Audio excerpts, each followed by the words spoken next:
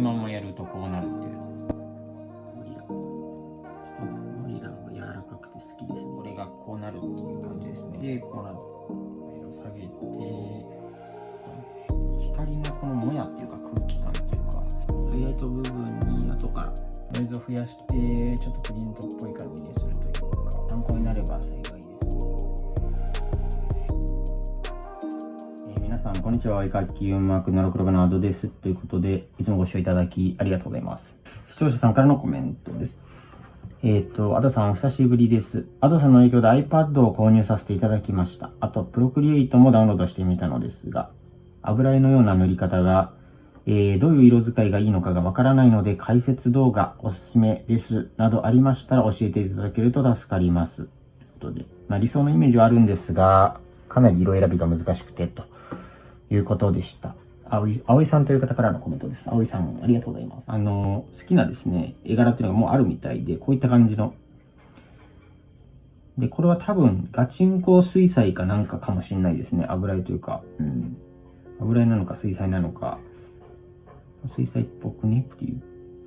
iPad かもしれないし。このアーティスト誰かわかる方もしいれば、コメントで教えていただけるとありがたいです。で、ミッドジャーニーで生成してきましたので、はい。またこの画像に関してのプロンプトと高画質画像は概要欄のノートに貼っておきます。で、僕はいつもスクリーンサイズっていうやつで、一番上のこれで作成してます。で、これが 2732×2048。これはだから iPad のそのインチ数で変わってくると思うんですけど、っていうか、まずは、ただの模写ですね。最後に、理想のタッチを追加するっていう。ブラシはもともとあるやつだけ使いますね。もともとあるやつ、ブラシペンっていうやつ。この絵のですね、輪郭からこういってしまうのもありかなと。脳の右脳で描けっていうね、本を熟読してやってましたね、昔は。これを不透明にしまして、で、これを写すっていう感じですね。配置は確認したので、ここで、大まかなディテールを。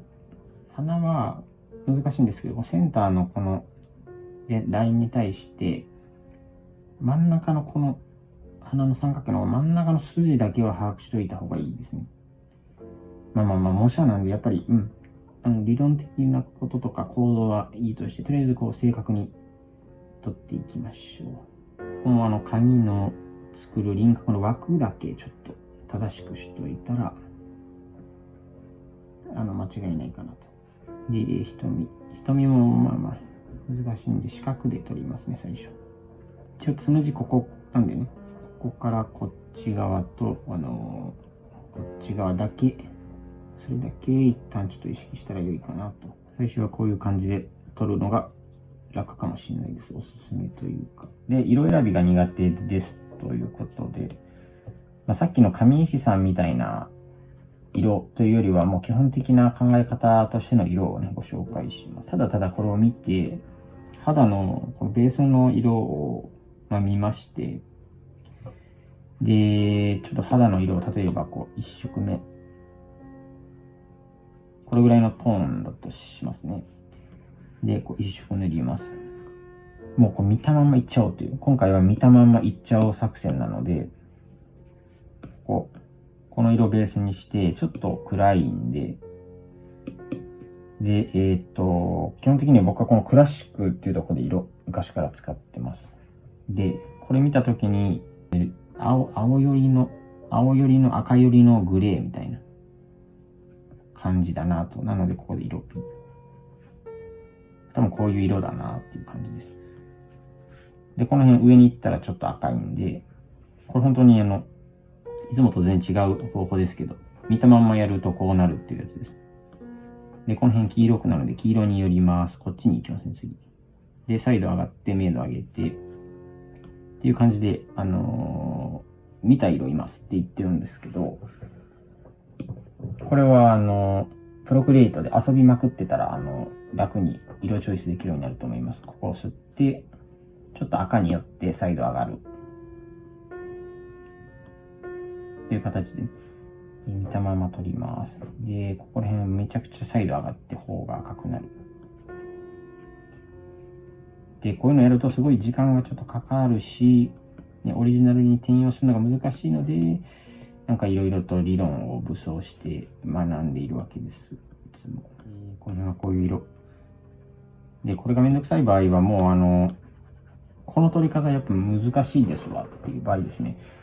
その場合は選択範囲をして、この辺の面、色が変わってるなこの辺っていうところを選んでもらって、もう見たまんま明るさとサイドと色相を変えて、あ、欲しいのこれぐらいだわっていう、作戦もあります。色相変化で難しい唇の色とかはもう変えちゃったりとかね、こうやって。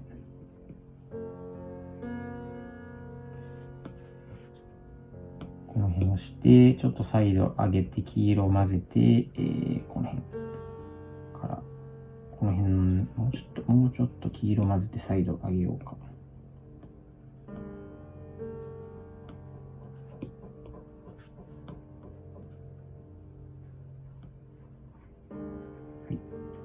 で、次、もうちょっと黄色混ぜて明るくして、もうちょっとグレーでいいかな。これぐらいかな。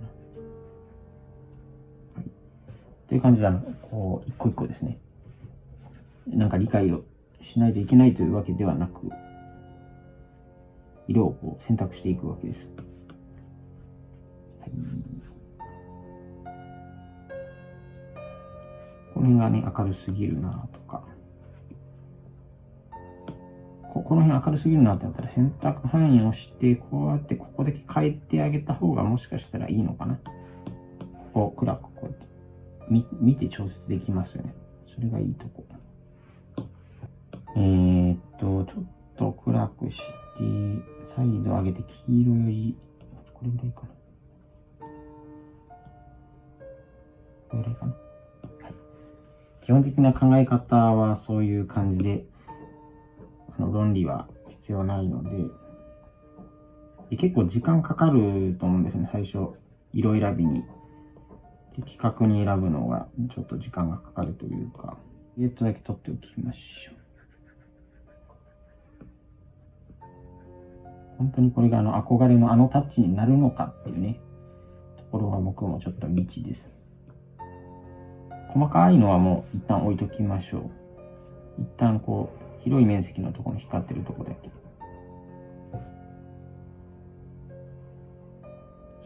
で、これ画質めちゃくちゃ汚い、荒いので、ここら辺で高画質さに僕はしていこうかなと思います。歯車をしていただいて、キャンバスクロップサイズ変更から、設定でですね、A4 サイズじゃなくて A3 サイズで今回は出力したいなとか、もしあればね、ここで数字のところを、センチに、ミリにしてもらって、297。で、縦が420。で、DPI が300ぐらいでいいと思います。で、これで完了で。で、この枠をこう合わせてやって、枠を合わせまして、こんな感じです。そしたらこれ非常に難しいんですけれども、今回はこの辺からは、ちょっと憧れのアーティストのテイストを入れていった方がいいかもしれないので、もう一回観察してみますと、この柔らかいふんわりした感じ。輪郭がボケてる感じだと思うんですよ。魅力的な理由っていうのは。で、その感じを出そうとなると、こんなパキパキしてる場合じゃなくて、ブラシをですね、探さないといけないと。で、ここでブラシを探します。例えばこのブロッチーっていうやつ今見たらちょっとワシャワシャしてて、あ、これいいかもっていう、こんな感じです。ちょっと水彩っぽいし、これブロッチーいいかも。で、いいかもってなったら、これ右にやって複製ってやったら複製できるんで、この左のブラシセットの新規作成して、で、これ、例えば、名前適当につけてあげてください。で、そしたらですね、さっきの、どこ行った?このブロッチコピーしたやつを好きなやつにドラッグします。ですね、もうリラどうだ?あ、こういうのも好きかもとか。あ、こういう系。あ、いいかもと。ということで、じゃあワイルドライトも入れておきましょう。この筆だと残りそうだなっていう、雲とかもいいんじゃないかな。じゅわってしてるところに使えるかな。サラマンカ複製しておきます。で、結構ね、テイスト出すのに便利なのが、僕的にはこする機能っていうところ、指先マークで好きなやつに行ってもらって、例えば、それぞれ影響を見てみますと、この雲でこすると、こんな感じになる。ちょっとじゅわっとしますよね。これで色作っていくのもありかもなと。ブロッチーなら、ちょっとこう水彩っぽいっていうか、柔らかみ出すのにいいかも。モーリラは、ちょっと散らかすときにいいかもなと。サラマンカの場合は、ちょっとぬめっとして、サラマンカだな、これは、という感じで探します。そしたら、全体見て、もう少しちょっと色味のトーンが大きく違うところ、例えばこの辺の、選択範囲でフリーハンドで、このもっと暗くねっていうところはちょっと暗くしておきます。ここからこするで色をちょっと混ぜるんで、この辺ちょっと暗くて赤くて再度上げとこう。もうちょっと暗いか。で、そうだな。このまぶたの下もこれもうちょっとだけ再度高くし、高くしたらあかんな。これぐらい黄色くしとこう。オレンジより。それから、この辺もちょっと暗いかな。で、この辺ももうちょっと暗くていいんじゃないかな。で、この辺もちょっと黄色く、再度高くていいんじゃないかな。でこの辺もちょっと赤くていいかな。っていう、ちょっと部分的にいっちゃいますね。部分的に修正を。さすがにこの辺もちょっと暗くて紫っぽいかな。紫っぽいかな。はい。で、この辺もちょっとオレンジしてるな。それから、この辺ちょっともうちょっとサイズ高くていいかなと。で、暗くしようと。この辺もうちょっと暗くて紫っぽくていいかな。でから、この辺もうちょっと暗くていいかな。で、この辺もね、このオレンジのままちょっとトーン下げてもいいかな。っ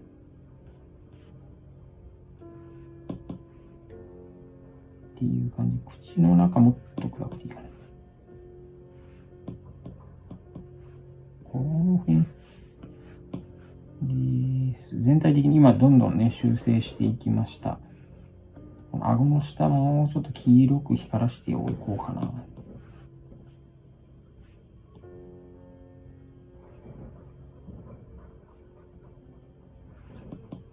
で、ここもちょっとサイド高くていいな。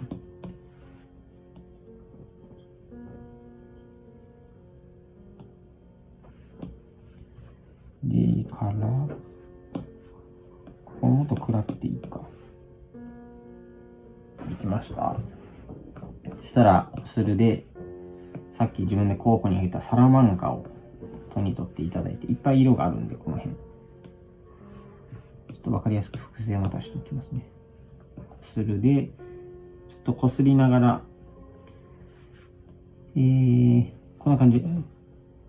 水彩っぽいというか、柔らかい表現に適してるなっていう風に、な印象を受けたので、これでちょっと色をね、じゃあ、増やしていこうっていう感じです。で、あまりにもちょっとデジタルの筆跡みたいな残るようであれば違うのを入れる作戦にちょっと切り替えたりとかですね。とりあえず今は全体的にまだまだ加工できますので、このサラマンカのこするを使って一旦仕上げてみようっていうことですね。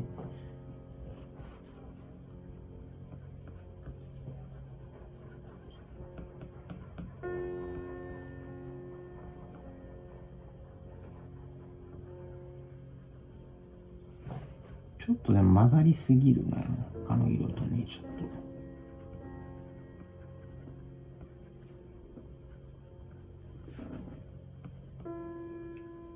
と。黒が入りすぎるというか、は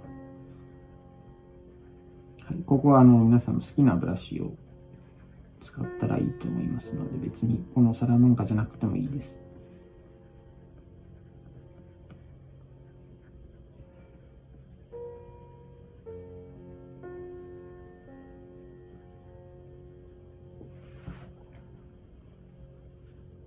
で、この辺もまあ的確に選んだりとかですね、この擦り具合とかをやりやすくするために、まあ、迷子にならないためにというか、簡単にできるようにするために、絵の知識があれば、すごく、まあ、楽になる可能性があるっていうだけですので。また、箱を書く練習とかもね、たまにやっていったら、この辺に直結して、まあ、楽になっていくとは思いますので、かなり楽っていうか、時短で書けるようになるというか。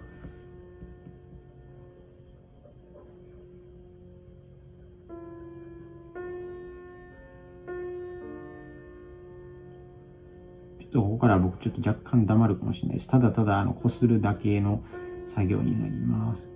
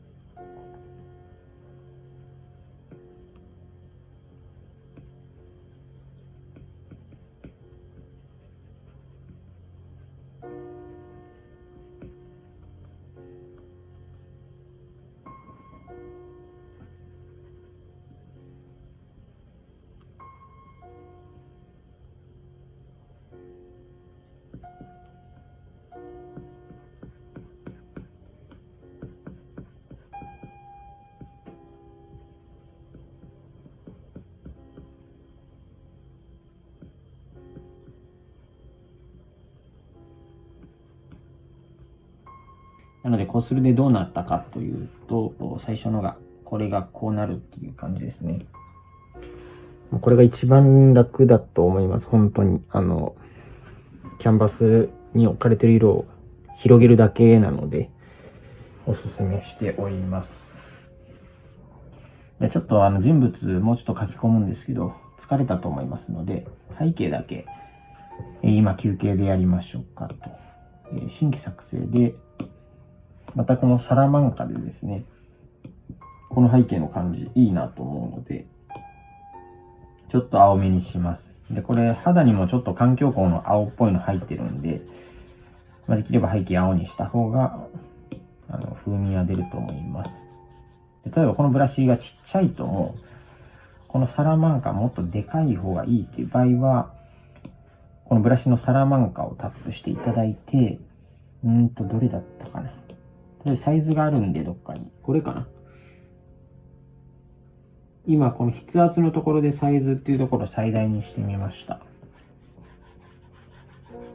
ここにですね、まだ休憩したいんで、次髪の毛でちょっと休憩しておきましょう。この髪黒で、基本的にベース真っ黒にしてあげていいと思うんですよ。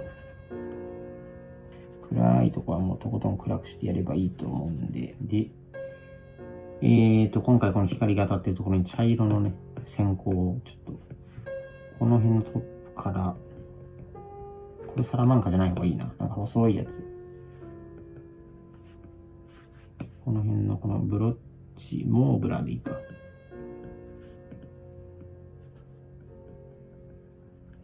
モーブラこうやってちょっと線書きみたいなのできるんでいいな。これでいいや。チュルチュルチュルと。右からのこの光っていう感じでちょっと書いてあげてください。で、一番光ってるところはもう黄色に寄せて白寄りの抜きの色で、こういう感じね。後でちょっとディテールまた書きますが、書き順としてはこんな感じで、光の演出。で、どんどん書いていきましょう。もうこれ。仕上げはこのモーリラにします。で、皮膚の表現で大事なこの光の際のところが再度高いみたいなことが全然書いてないんで、この辺をだから書いていってあげます。そしたら光が皮膚透過してんな感が出ると思うんで、さっきの参考にしていた神絵師さんのあれも超重要な表現だと思います、この辺がね。で、このシャドウの方に近づけば近づく赤みをこう増やしていってあげてっていう感じです。あとでこのこするでまたワイルドライトら辺にしとこうかな。水彩っぽい感じに。じゅわーっと。ちょっと筆跡がやらしいなというところはこうやってじゅわーってしたりとか。でもいいかもしれない。これでもちょっときついな。このワイルドライトじゃない方がいいな。モーリラでいいや。モーリラ。ちょっとモーリラの方が柔らかくて好きですね。はい。このモーリラいいですよ。モーリラ柔らかい表現に適しているかもしれないです。で、このサイド、シャドウの横サイドを高くするっていうのを、ちょっともう大げさめにね、今回やってしまった方が、光の透過表現が魅力で、それを出したいっていうことで、自分のやりたいことを誇張した方がなんか、オリジナリティも出て、愛着湧くと思いますので、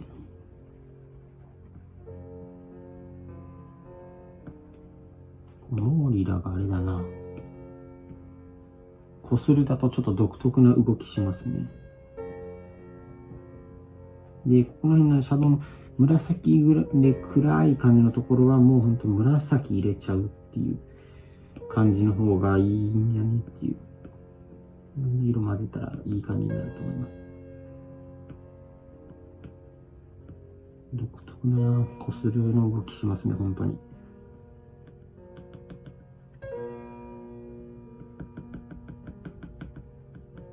じゃあワイルドライトか、これ。こするが今ワイルドライトで、ペンがモーリラでやってますね。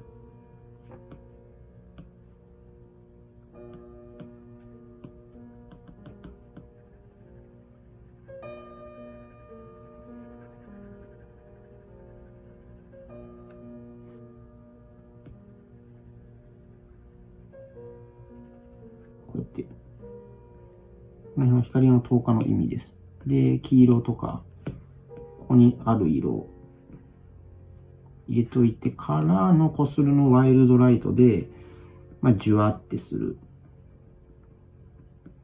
とかってやると、なんか近いことできないかな、みたいな風に思ったりしてますね。ちょっとダメだな。汚いな。汚れるっちゃ汚れるな。表現がね、曖昧になって、ちょっと下手な感じが出ちゃう部分もあるのかな。この辺かなりだから難しいですね。筆選びは。はい。この辺はね、空の青じゃ環境光の青かな。なんで、もうちょっと青くてもいいか。ちょっと大げさに青っぽい色入れといて。周りの環境の色。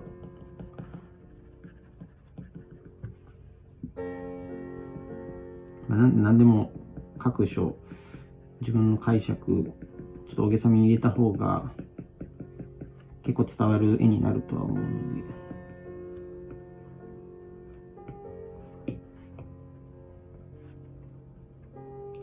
こういう細かいなんか光の分裂しちゃってるところって、もうまとめちゃおうっていうね、シャドウとか。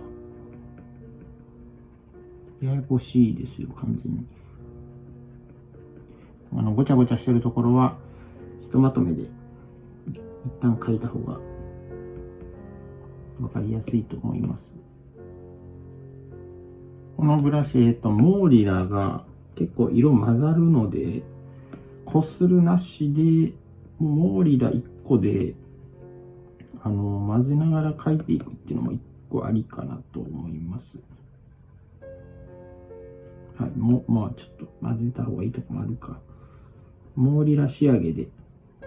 こするもだから、鉛筆もこするもモーリラかな。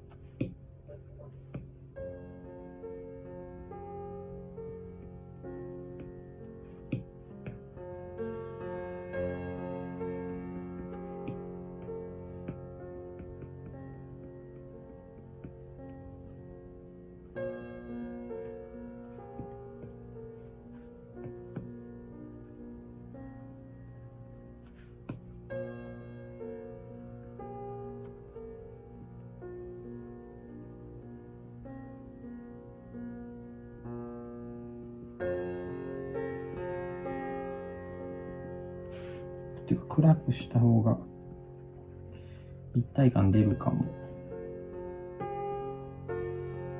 この辺でやりつつ、ですね、の方が形がね出て、ちょっと鈍いハイライトみたいなのが入ってて、それがいいなっていう、ツヤ感がマシマシな感じで。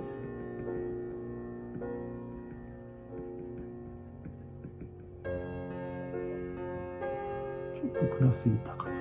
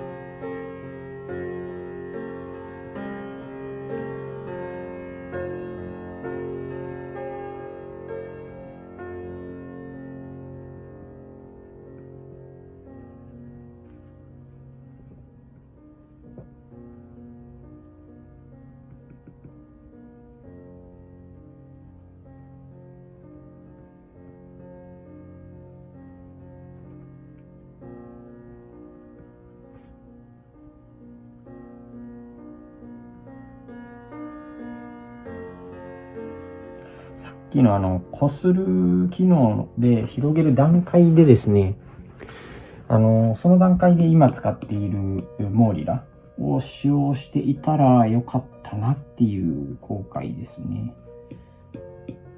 そしたら一発で自分の望むタッチにいけたかもです。なので、葵さんがもしやるときはぜひ、一発目のこする機能で広げてちょっと仕上げに行くときにモーリラを使用することをお勧めいたします。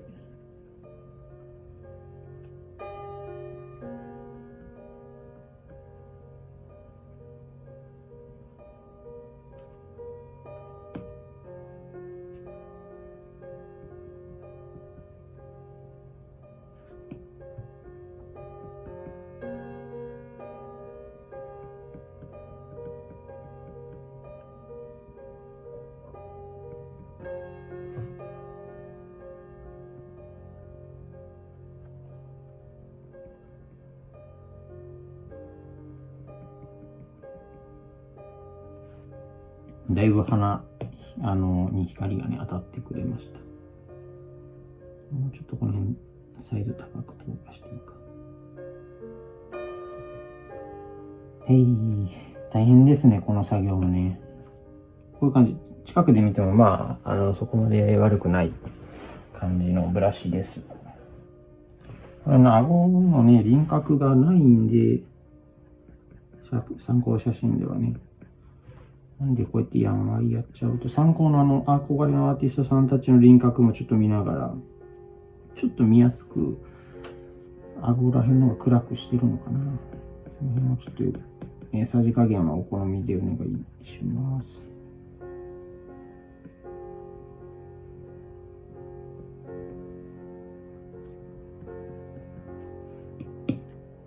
でこの辺もね、ちょっと黄色強めの方が、まあ下からってこれ多分顎の下の面と顎らへんの光がバウンスしてんじゃねえかな。ちょっと光ってる風味を出した方が明るくなると思うんで、顔周りに。ちょっと明るめ、大げさに明るめにしておきます。で、この辺もちょっと大げさめに暖色入れておきます。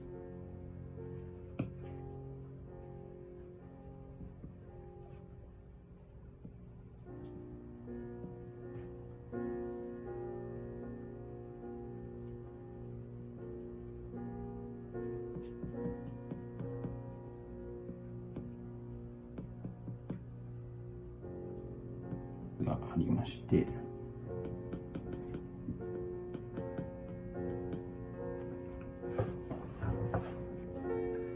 ツヤツヤ感出すためにこの辺のハイライトはでも大事なんだな、この辺のね。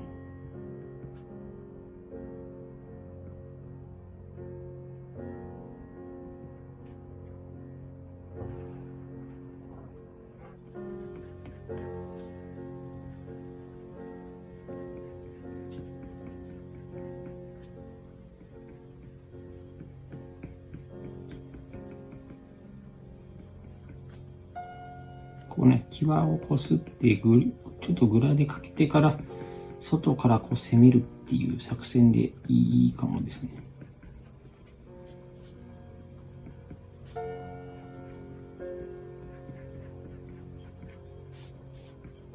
この辺の隙間から引っ張ってきてですね。で、こするという作戦でちょっと毛の間を作ってあげます。で、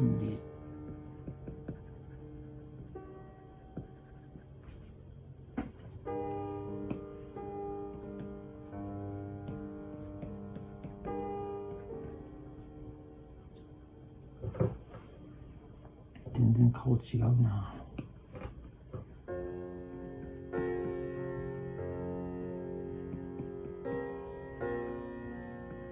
この辺もっとサイド上げて、ちゃんと光透過してる透明感をちょっと追加しつつ。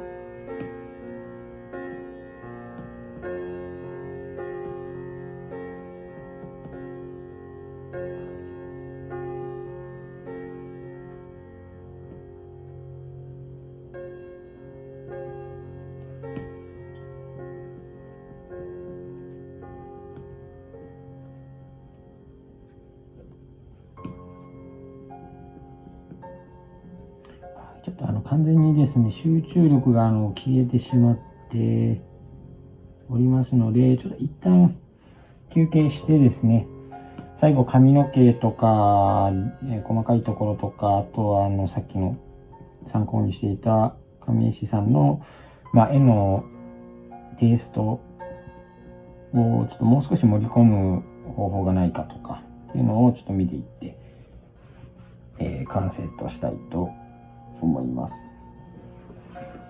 この辺の髪の毛描きます。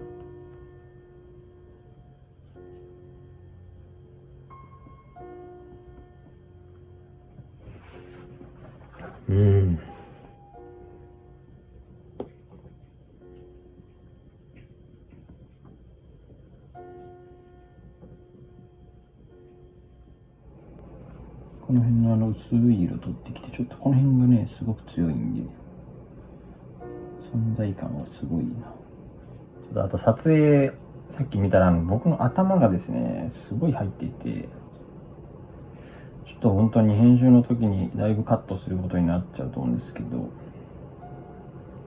どうしても近くでね、モニターの近くに顔を持っていってしまう癖があるので、いつもの解説動画の時は別にそんなになんというか近くで見る必要ないんですけども、こういう人物画の時って結構ね、近くでこう見たいじゃないですか。ということで、ごめんなさいと。感じでいいでしょうかね。はい、では、髪の毛に移りたいと思います。唇があとね、思ったのが、これ遠目に見たらちゃんと下唇にシャドウが入ってるって伝わるんですけど、じゃあ伝わんなくて、多分この辺暗くないと、なんか唇が出てんのかなってなるかな。ここら辺が暗くして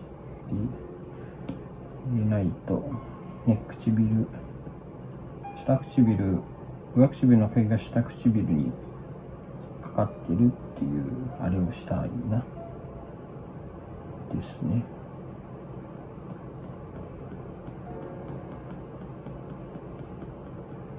はい、いいので、もうまずここら辺の、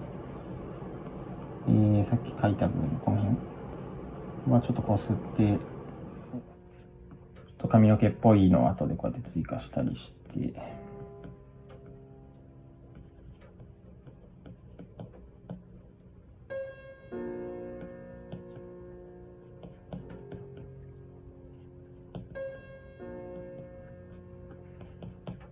このチュルっていう毛はちょっと後で足しますね。もう一回、この辺の輪郭とか、先にやります。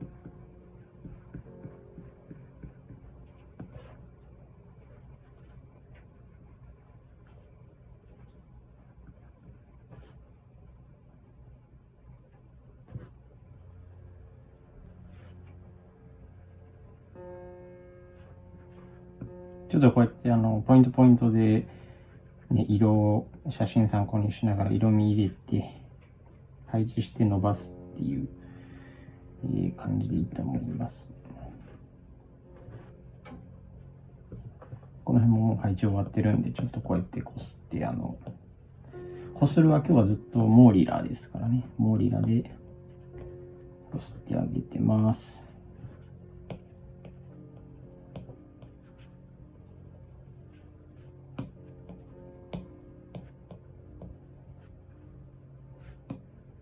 で、この中央のこの生え際のこことね。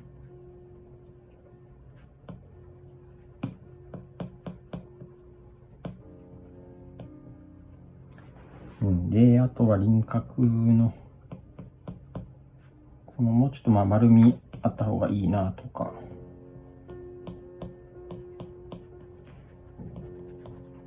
この辺はその好きなアーティスト参考にした方がいいですね。この方が輪郭どうやってんのかなって。暗いんですね、意外と。なので、その辺取り入れてもいいと思いますし、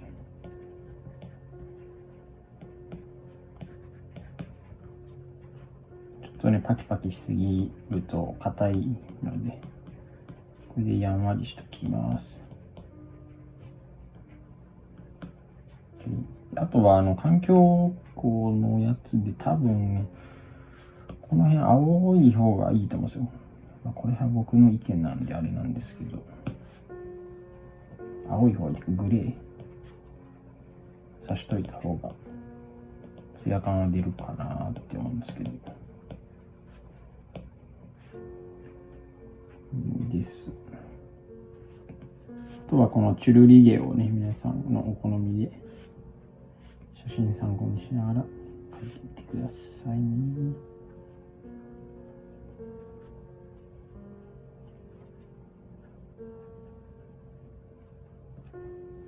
いますね。こすった後、どういう変化があるかということで、ベースこれでしたね。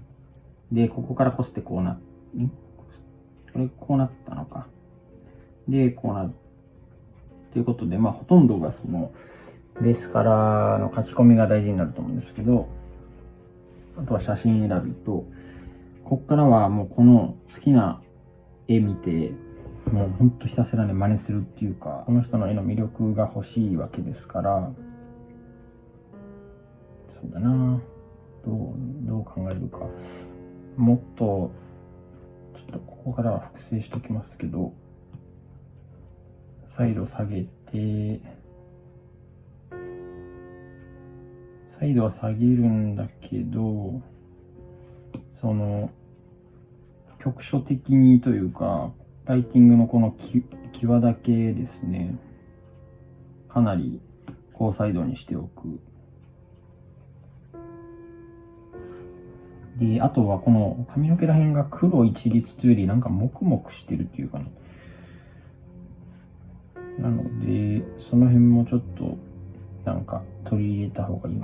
光の感じか。だから、新規でこの辺に追加とか、レイヤー追加レイヤー、光足すときによく使います。ここにこの雲を入れて、例えば、ちょっと青っぽい紫っぽいグレーとかで、この感じ。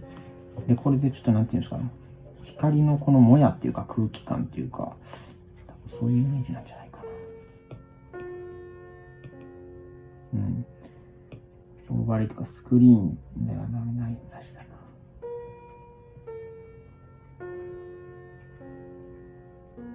な。なんか有効なハードライトだとこんな感じか。みたいな感じで、さらにここに追加で、あとね、影の、この辺がうまいな。この辺かなり難しいですけど、取り入れるの。あとは定山とかでまた色足したりとかですかね。モーリラとかで。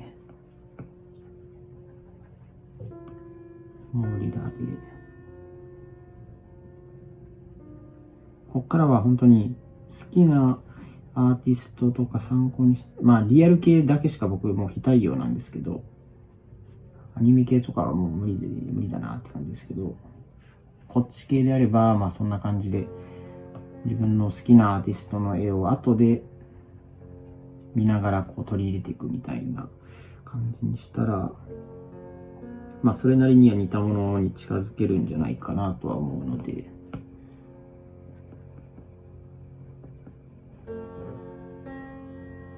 唇もね、もっと色足してやったら、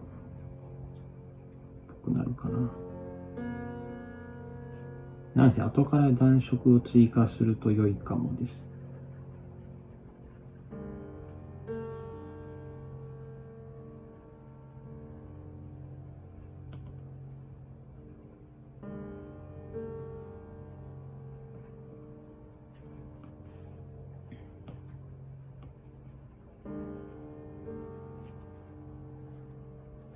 肩この辺書き込めてないな。で、あとはこの青みが強いとことか、もう結構はっきりやってるんで、青を選んで、例えば、この辺はまた動脈がどうの、静脈がどうのとかの話になってくると、ちょっとややこしいんですけど、黄色みが強いとことか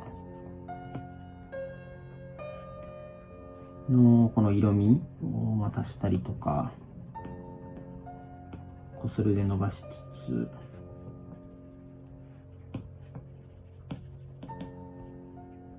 みたいな感じで足すかな。オーバーレイとかでもう少しなんかなんていうの、もう一回雲に行くか。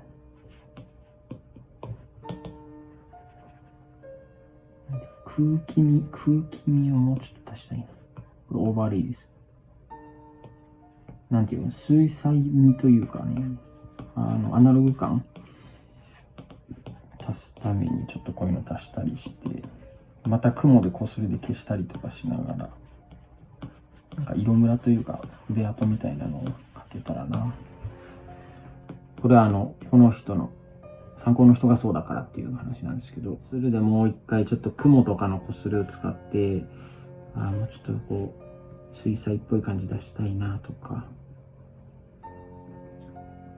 思うなら入れてみたりとか、輪郭とかも。濃いのと、淡いのと、例えばこの辺のところね、徹底的に濃いところと濃くないところを、この雲で足してあげると、ちょっとあれっぽくなるとは思います。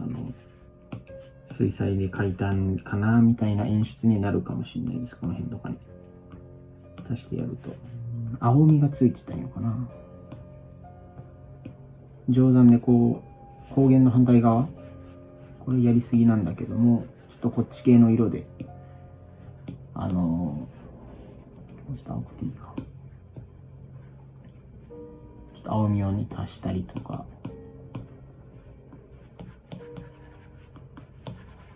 今この雲、左下にちょっと青みを足しました。何でしたっけ、こんなやつか。光のところに新規で、オーバーレイもう一回やって、光のところに、塗りましてね、こうやって。で、これをフィルターから、歯車、ここか、エフェクトからぼかしガウスで、こうやって光ぼかしたら、この光がこうボケてくれるんで、こうやって。で、やるとより光が拡散してる感は出るかもしれないです。ぼかしてもいいか。周りにこう拡散するんでね、光が。っていう感じ。